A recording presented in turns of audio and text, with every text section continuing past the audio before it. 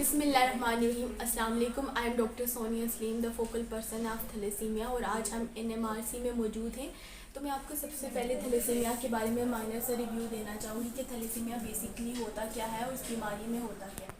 तो थैलेसीमिया जो है, थैलेसीमिया एक जेनेटिक डिसऑर्डर है। इसमें क्या होता है कि जो हमारी बॉडी में हीमोग्लोबिन होती है, जो हमारी RBCs में यानी कि रेड ब्लड सेल में मौजूद होती है, उसकी प्रोडक्शन रिड्यूस हो जाती है, उसकी सिंथेसिस रिड्यूस हो जाती है। हीमोग्लोबिन एक प्रोटीन से बनता है बेसिकली, और वो प्रोटीन जो होती है 2 अल्फा और 2 बीटा चेन की कम्बिनेशन से बनता है। तो इसमें क्या होता है कि हमारी जो हीमोग्लोबिन, जो बेसिक हमारी बॉडी का रेड पिगमेंट है, उसमें रिडक्शन हो जाती है, उसकी सिंथेसिस कम हो जाती है और हीमोग्लोबिन हमारी बॉडी में नहीं बनती। अब जो है ना, जो बेसिकली थैलेसीमिया है, थैलेसीमिया के तो 2 मेजर और बहुत इंपॉर्टेंट जो है ना टाइप्स आ जाती हैं, अल्फ़ा थैलेसीमिया और बीटा थैलेसीमिया। अल्फ़ा थैलेसीमिया और बीटा थैलेसीमिया में भी मज़ीद फर्दर सब टाइप्स आती हैं थैलेसीमिया, बीटा थैलेसीमिया की। बीटा थैलेसीमिया में बीटा थैलेसीमिया माइनर और बीटा थैलेसीमिया मेजर आता है। अब बेसिकली होता क्या है, सबसे पहले कि हमारी जो मैं आपको बताना चाहूँगी कि हीमोग्लोबिन कौन कौन सी मौजूद होती है। हीमोग्लोबिन ए होती है, हीमोग्लोबिन A2 होती है और हीमोग्लोबिन F होती है। जो हीमोग्लोबिन F होती है वो फीटल हीमोग्लोबिन होती है। कि हीमोग्लोबिन जो ए होती है वो 2 अल्फा और 2 जो बीटा ग्लोबिन चेन होते हैं उनकी कम्बिनेशन से बनती है, और जो हीमोग्लोबिन A2 होती है ये 2 अल्फा और 2 सिग्मा ग्लोबिन चेन की कम्बिनेशन से बनती है। और इसके अलावा जो फीटल हीमोग्लोबिन होती है ये 2 सिग्मा और 2 गामा 2 गामा और 2 बीटा ग्लोबिन चेन की कम्बिनेशन से बनती है।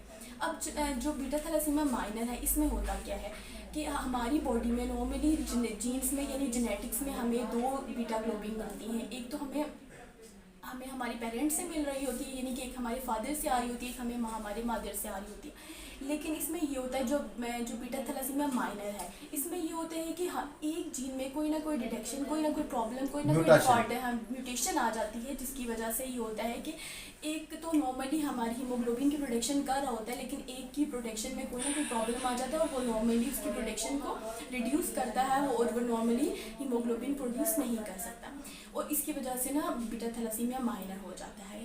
और बीटा थैलेसीमिया मेजर में क्या होता है कि जो दोनों जीन यानी कि जो 2 बीटा ग्लोबिन चेन हमारी बॉडी में बन रही होती है, जिन्होंने हीमोग्लोबिन बनानी होती है, ये दोनों डिफॉल्टेड हो जाती है, दोनों में म्यूटेशन आ जाती है, और जिसकी वजह से हमारी बॉडी में हीमोग्लोबिन नहीं बन रही होती। और अल्फ़ा थैलेसीमिया के बारे में भी मैं आपको शॉर्टली सा रिव्यू देना चाहूँगी कि अल्फ़ा थैलेसीमिया में अल्फ़ा ग्लोबिन चेन की रिडक्शन हो जाती है, और इसमें 4 जीन्स मौजूद होती है।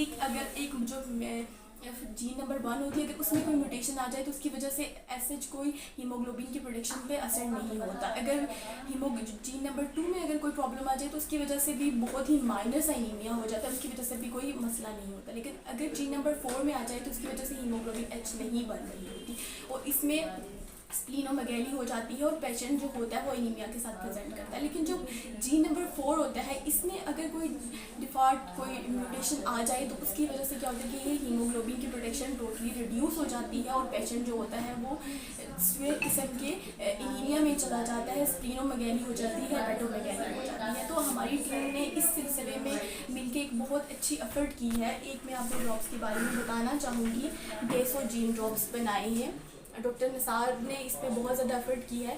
तो मैं आपको बताना चाहूँगी कि इसमें बेसिकली होता है कि इसमें इसकी कंपोजिशन में हमारे पास क्रोमियम क्लोराइड है, ठीक है।